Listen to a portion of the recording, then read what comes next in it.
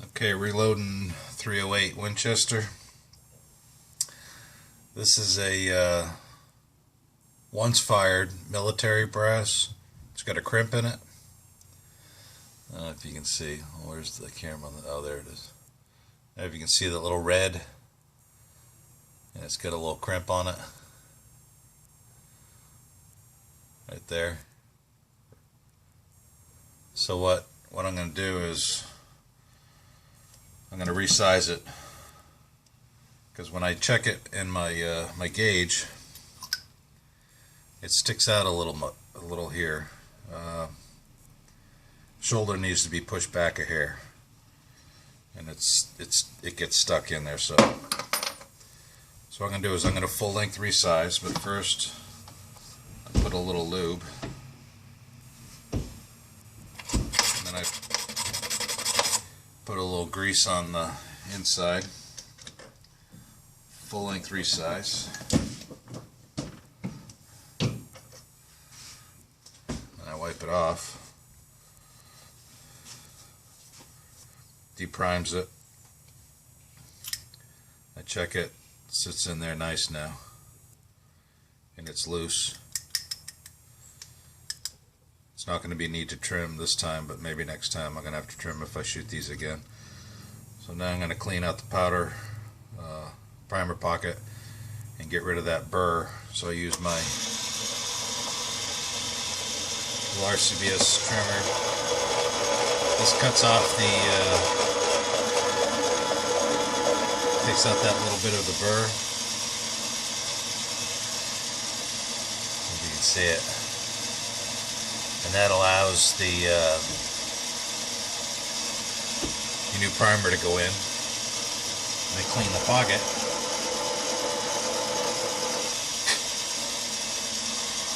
I don't know if you can see it, but it's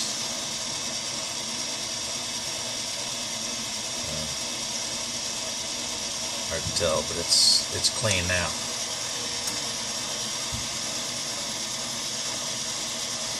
So then I set that aside.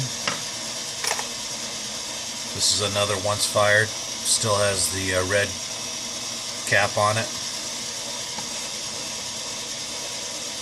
Put a little lube on it. Resize. Do a full length resize.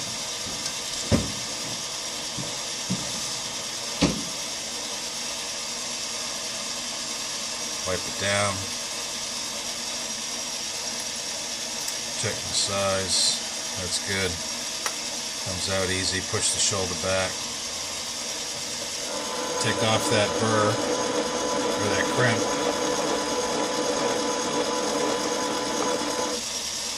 I'm not pushing very hard, just enough to see a little bit of the shavings come off. Clean out the powder pocket. And after doing this, it basically looks like a regular factory load from like a, this is a Remington, and all this does is kind of round off that corner like you would have on your primer pocket.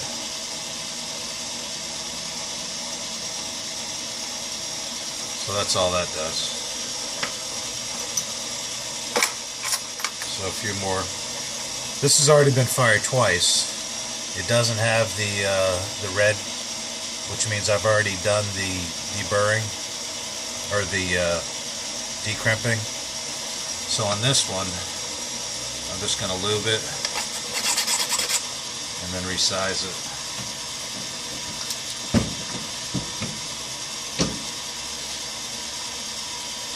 I'll just check it, make sure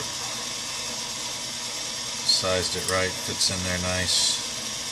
And on this one I don't need to do the deswedging.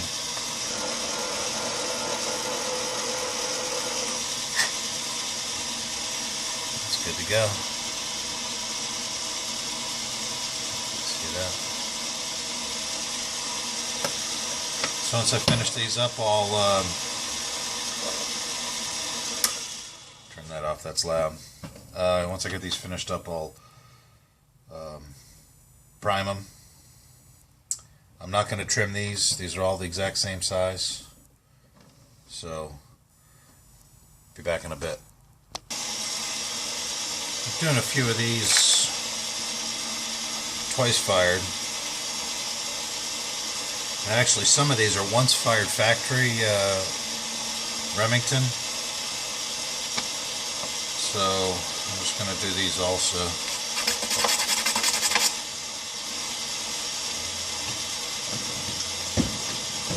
These resize real smooth because their brass, I think, is thinner than that military stuff.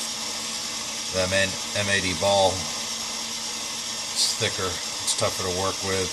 Plus this brass, I don't have to swedge the pocket, the primer pocket, just clean it.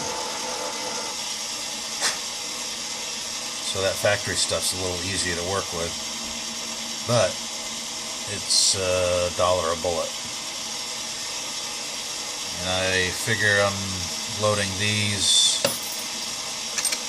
probably 45 cents a bullet, maybe 50 cents. It's still expensive, and the reason is the powder.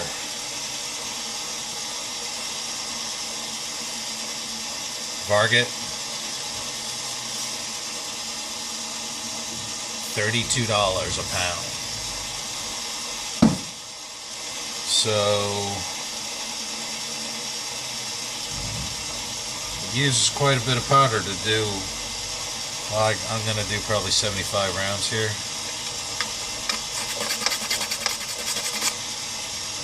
I don't know what that's going to be, maybe a half a pound of powder or something like that.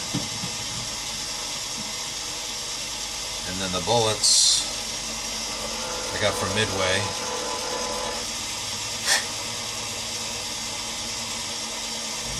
So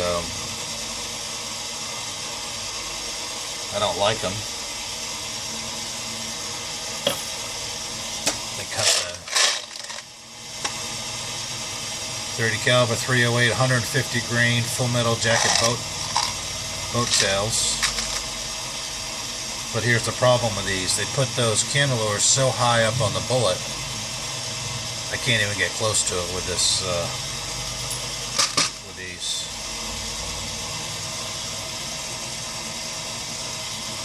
See if I can get it so you can see it.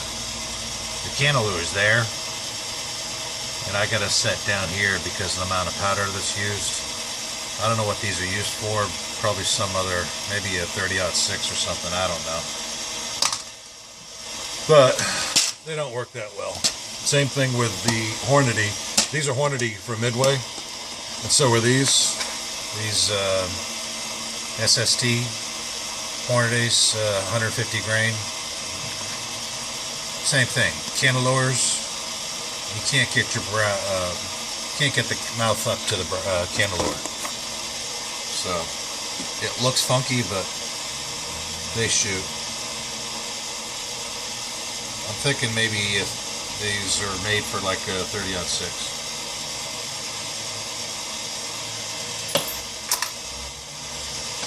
So that's the dealio.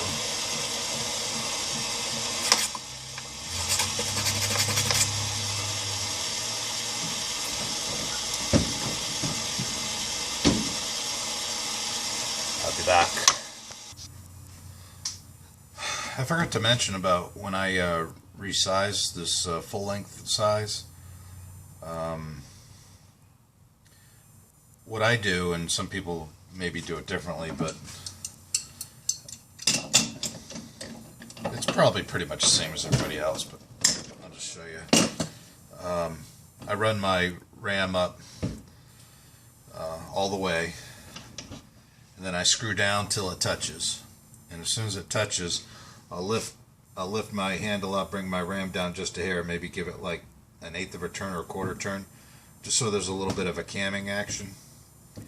Then I tighten it down, then I run it through, and I put my case in this tester to make sure it's not too shallow. And if it's good, I usually keep going that way. The way I test it to find out is I'll use something with a straight edge here. There's a groove cut through the center here. If you ever use these headspace checkers, this is a Wilson. Alright, sorry about that. So basically I'll take something with a straight edge, you lay it across the top, and as you do, you look for like daylight, and if you should touch the case going this way, and you should miss the case going this way. So it just tells you if your case is going to fit into your chamber. So these are fine. It's not going in a bolt gun, it goes into a semi-auto FN SCAR 17. So these will cycle fine. But that's how I do this. And the other thing I'll mention is I use one of these Hornady overall length gauge, and all I did, this is to tell you how deep you set your bullet in your case. So I took a case, I drilled out the, there it is, took a case and drilled out the hole, the primer pocket, and I tapped it with a thread, a tap, and it's 5/16 by 36 inch, or 36 threads per inch. And basically what this thing does is pretty cool. It screws in, screws all the way into the bottom, and you have to kind of open up your mouth a little bit so your bullet will slide in and out like this. And then what I do is I put it inside in the battery all the way down, and I'll push this gray rod out, and it pushes the bullet out until it hits the rifling. And when you hit the rifling, you stop, tighten it up, pull it out, then you can measure your overall. Now the overall on this rifle, and it's bullet specific, it'll only work for, you have to do this each time with a new bullet, different type of bullet. But with this full metal jacket, Hornady,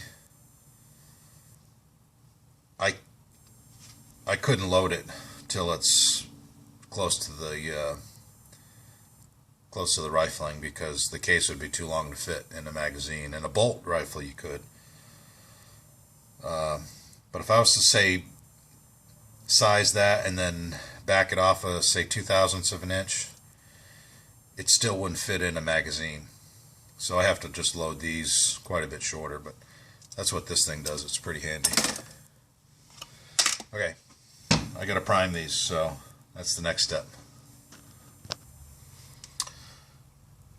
Well, I used to prime using this Rcbs priming tool on the bench. You put the tube on it, pull it back, it feeds one, you push it in. So you pull it back, it would feed a primer in, you push it in, you drop it, push it, pull it, do all this stuff. It worked okay. I got a lot of times primers would flip upside down, so on and so forth, so I bought this Rcbs hand primer. So I'm going to give this a try and see if, I haven't used it, but it looks pretty simple. So you use a large rifle, standard large rifle.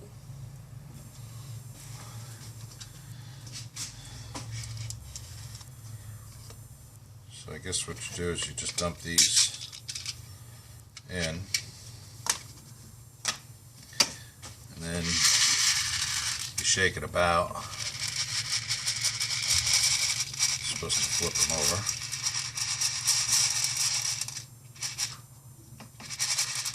There we go. Put the top back on.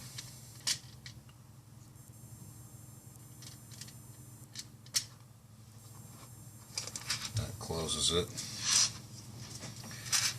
I think this is the right. Yeah. Right. So this goes in like this. I guess you flip it down. Open it up. You flip it down. I see one inside the hole. I'll go this way here. Oh, I guess it goes this way. Yeah.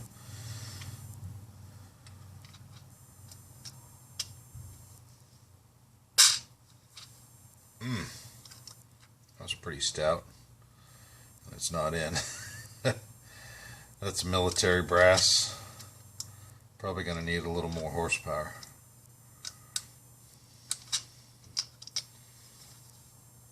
Oh, there it goes. That's the ticket. Wow, that really put it in there deep. Well, it wasn't easy. I guess because it's military stuff. Let's try another one.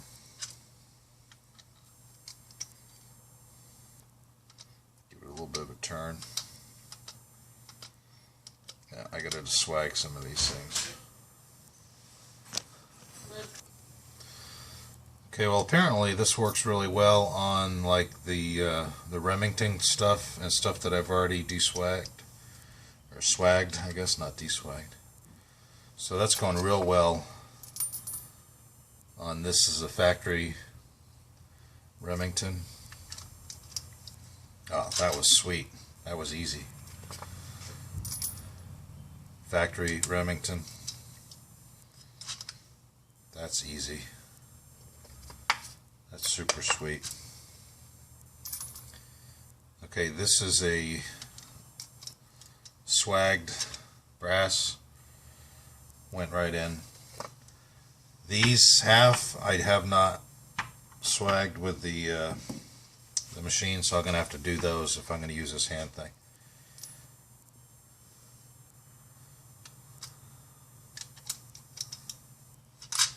No problem.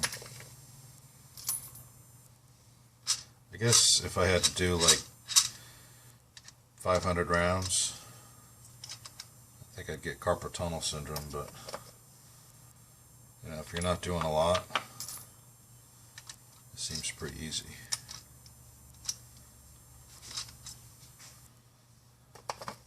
For rifle, I guess it's okay. But if you had to do 509mm, you wouldn't want to do this.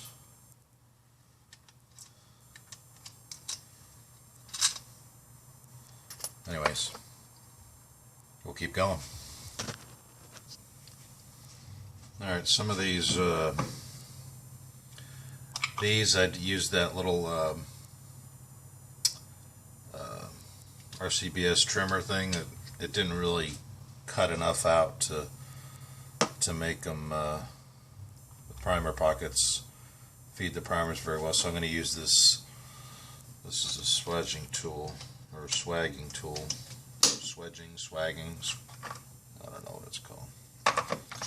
So this goes on like this. That's the big one. This cover goes over. You probably can't see it, but this thing screws down.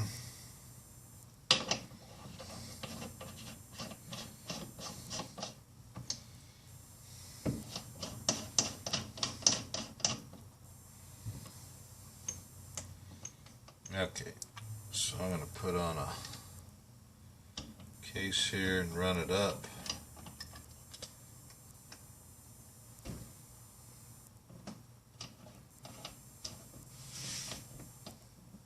And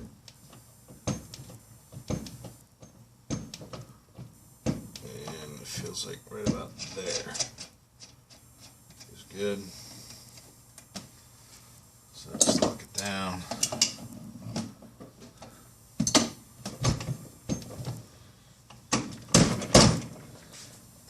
Off.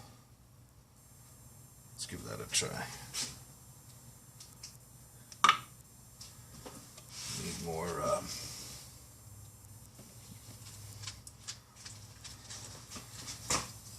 large pistol.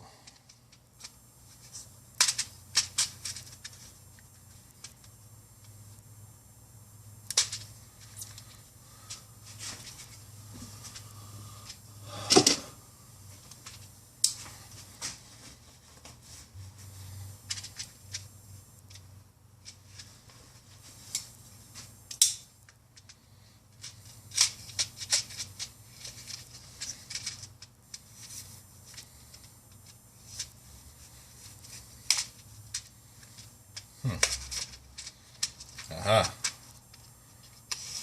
Holding it upside down. No, I wasn't. Okay.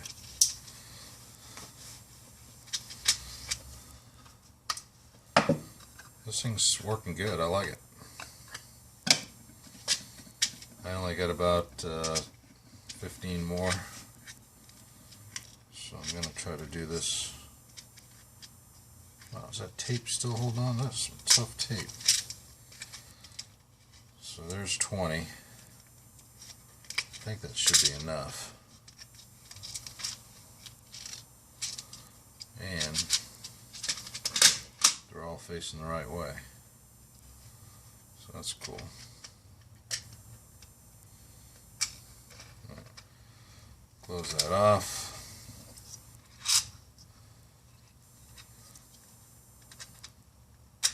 Put the tool back in. Let's just try one that I just did. See if this goes in easier.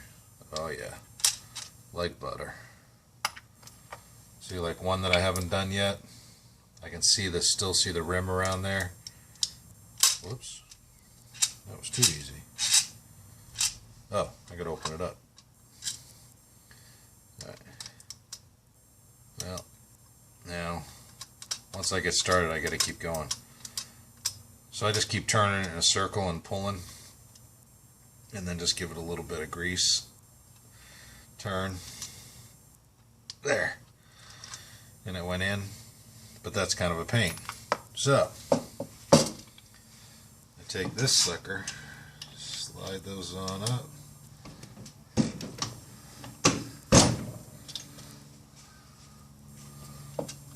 Try this one.